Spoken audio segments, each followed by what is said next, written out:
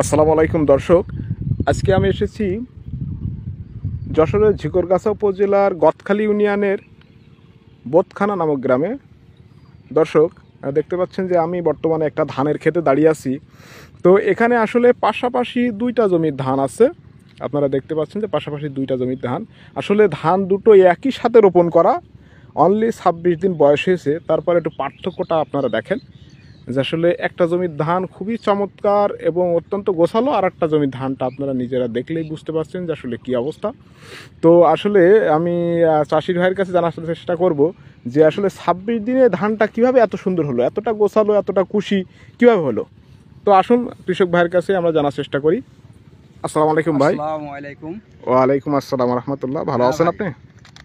ভালো আছেন আপনি? আলহামদুলিল্লাহ আলহামদুলিল্লাহ। তো আমি আসলে আপনার কাছে একটু জানার চেষ্টা করি যে পাশাপাশি দুইটা জমির ধান আসলে এতটা পার্থক্য কিভাবে হলো। আপনি আপনার জমিতে আসলে কি প্রোডাক্ট ব্যবহার করেছেন?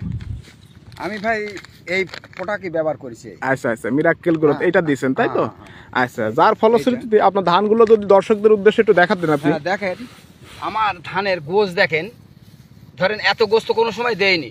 2-3 কালি ছাড়া আমার কিনা পাতো, বুঝেছেন?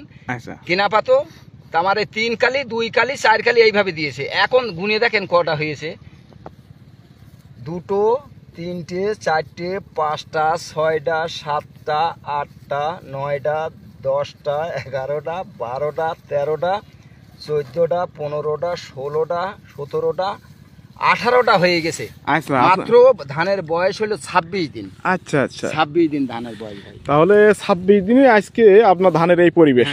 এই যে পাশের যে জমি ধানটা আমি দেখতেছি এটা তো একই সাথে লাগানো তাই তো?